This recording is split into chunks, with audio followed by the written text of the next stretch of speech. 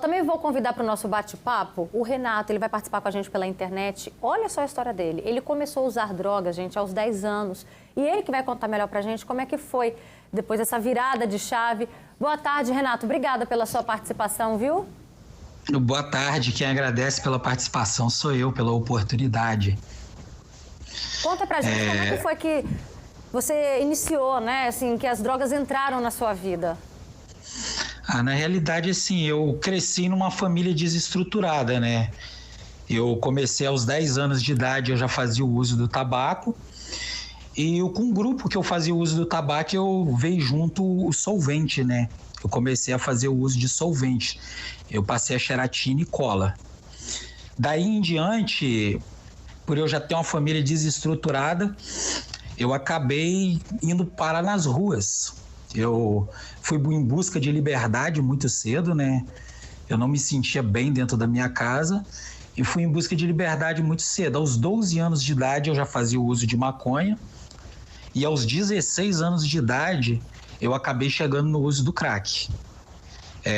Eu morei nas ruas durante 20 anos mais ou menos da minha vida.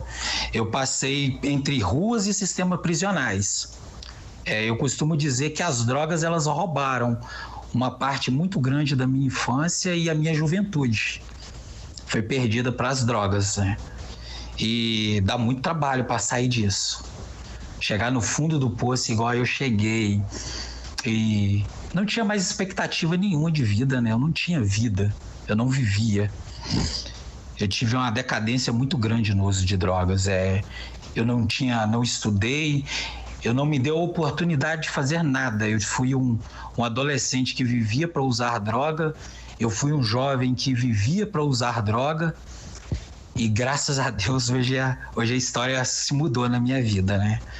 Como é que foi essa virada de chave, Renato? Olha, essa virada de chave ela começou a acontecer em 2015. Até o ano de 2015, eu era morador de rua das ruas da Grande Vitória. Eu passei em quase todas as cracolândias que tem dentro da Grande Vitória. Eu tenho um filho de 11 anos que eu conheci ele já tinha 2 anos de idade. Eu estava preso no sistema prisional quando ele nasceu. E logo depois que eu saí do sistema prisional a última vez, eu voltei para o uso de droga e eu ouvi falar de internação, que existia comunidades terapêuticas. Eu procurei um programa do governo chamado Rede Abraço, onde eu passei por uma internação. Eu vim para a cidade de Afonso Cláudio. Dentro de 6 meses de internação, eu aprendi sobre um programa de recuperação de narcóticos anônimos e apliquei na minha vida. Eu consegui reestruturar a minha vida. Hoje eu sou casado, né? Eu sou casado não com a mãe dos meus filhos. Eu consegui judicialmente a guarda dos meus filhos. Eu tenho 2 filhos, um filho de 11 anos e um filho de 6 anos. Eu consegui a guarda deles, eles moram comigo hoje, eu que educo eles. Eu tinha a 3ª série do ensino fundamental. Eu consegui concluir meu ensino médio e com a graça de Deus eu vou tentar fazer uma faculdade.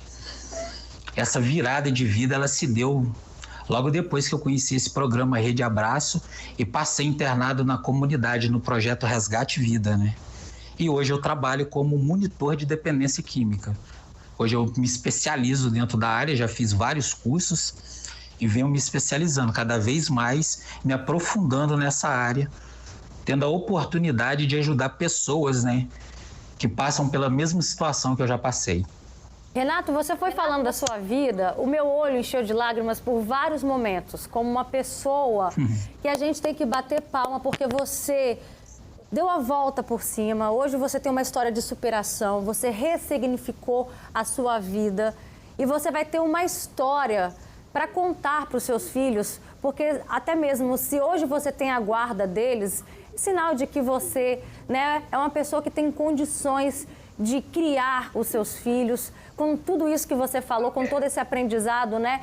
Que infelizmente você acabou se envolvendo no mundo das drogas, mas hoje é uma nova vida. Continua com a gente. A Líbina também já vai contar como que ela deu a volta por cima, que é outra guerreira também.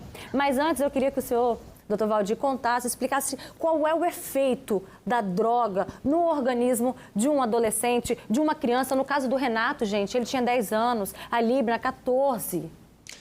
Olha, veja bem, nós temos 3 classes de drogas, né? As drogas que deprimem o cérebro, drogas que estimulam a atividade do cérebro e drogas que perturbam a atividade do cérebro. Então, conforme a droga, ela vai ocasionar diversas consequências biológicas, psicológicas e sociais. Então, no caso, eu estava até conversando aqui em off com a Líbila, né? E ela estava falando, eu perguntei para ela, a primeira droga que ela usou não foi a maconha, aos 13 anos, foi o álcool, aos 8 anos de idade. Então, assim, nós não podemos mimetizar as drogas lícitas. Então, assim, pela Organização Mundial de Saúde, qualquer substância que não é produzida pelo nosso organismo, que a gente coloca para dentro e que altera o funcionamento fisiológico, e no caso das drogas propriamente ditas, que elas alteram a atividade do cérebro, alterando nossa forma de pensar, de sentir, de se comportar, aí é uma droga psicoativa e aí sim a droga pode gerar dependência química.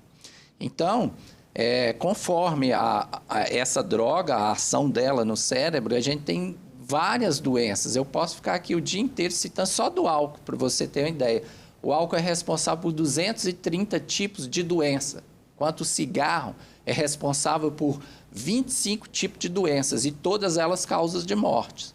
Então, posso citar algumas relativas ao álcool, né? O álcool pode gerar, por exemplo, em relação ao sistema gastrointestinal, pode gerar um quadro de gastrite, um quadro de pancreatite, um quadro de hepatite alcoólica, coisas até de que cirrose. Na adolescência, se a gente parar para pensar, os adolescentes não estão nem aí, nem sabem o que é isso. E ele está o organismo dele está em formação. Então, imagina o cérebro. E passar para o cérebro, né? Que pode impactar de tal forma que essa pessoa pode chegar ao ponto, depois de um certo tempo, lá adiante, um uso muito crônico, ela ficar demenciada pelo uso do álcool. Entendeu? No caso do adolescente, o cérebro dele está em formação e isso vai interferir nessa formação, como eu disse anteriormente, na personalidade. Mas olha só os problemas psicológicos que podem gerar. Essas crianças ou esses adolescentes, se eles já tiverem tendência a alguma doença mental, vai funcionar como um gatilho. Então, pode funcionar como um gatilho para ela desenvolver um quadro de ansiedade, de depressão, ou mesmo um quadro grave de psicose, se ela já tiver essa tendência. Então, eu costumo dizer, já que nós estamos numa época assim, da legalização, vamos dizer, da maconha, que assim, a pessoa fumando um cigarro de maconha e se ela delira e alucina, tá? Ela tem uma tendência a se tornar um psicótico, um esquizofrênico, ok? Aí, só para ficar mais claro, né, porque quem jovens estão nos assistindo, pode falar, mas o médico está falando, né, que ele não sabe.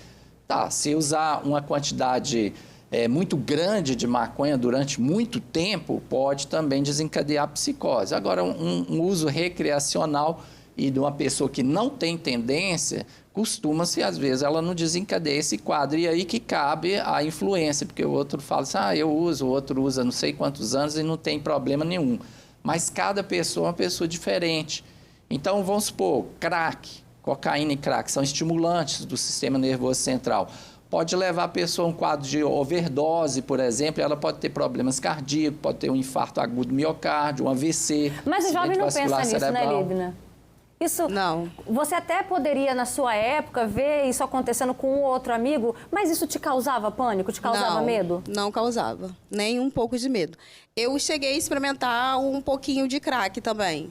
Mas, como eu falei, graças a Deus não fiquei refém, né? Eu hoje dou graças a Deus mesmo, que aquele pouquinho poderia acabar com a minha vida. E quando você está ali, você vai só querendo mais. Não tem esse negócio de acaba. Tem gente que fica 3 dias virado, um dia todo. Você não tem noção que você usando um pouquinho de cada vez, realmente pode ter uma overdose. E eu ouvindo o doutor falando, a cocaína, ela te dá um estado deplorável depois. Eu vi ele falando sobre a depressão, a gente costumava chamar de depressão pós-pó, né? Que é uma coisa assim que você fica no chão. E é uma depressão mesmo, né? Você fica como se você fosse E às vezes, eu já vi casos de meninas que, se você não ficasse de olho, ela poderia até tentar o suicídio depois. Entendeu? Pior do que uma ressaca moral no outro dia. Muito pior, muito pior. Não tem nem comparação.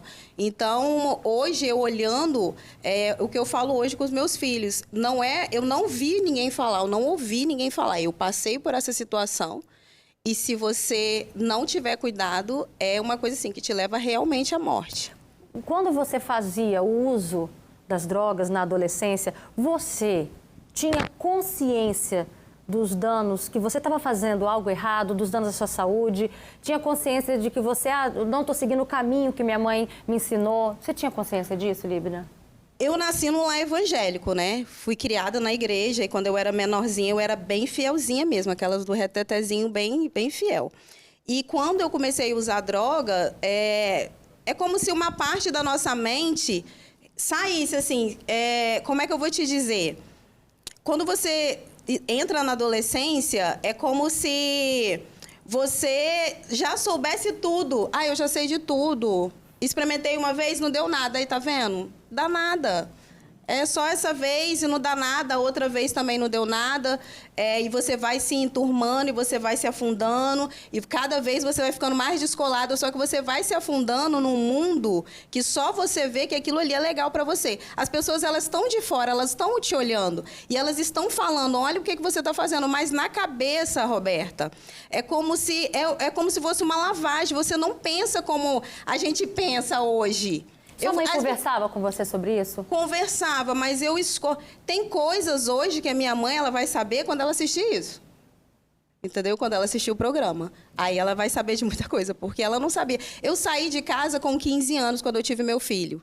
Então, as violências que eu vivi, as coisas que aconteceram comigo. Eu fui para Rondônia quando eu tinha 16 anos, e lá eu sofria mais violência doméstica, eu não tinha ninguém por mim. Lá eu comecei a fumar cigarro e comecei a beber muito mais álcool, porque eu sofria muito ali aquela violência doméstica e eu precisava de alguma coisa que me fizesse sair daquele mundo que eu estava. Mas aquilo que eu estava sofrendo lá era consequência daquela maconha que eu usei aquele dia, daquele mundo, daquele cara que era o super cara e que eu me envolvi, que eu ficava ali dando uma bolinha com ele, era super legal. Agora vamos lá, olha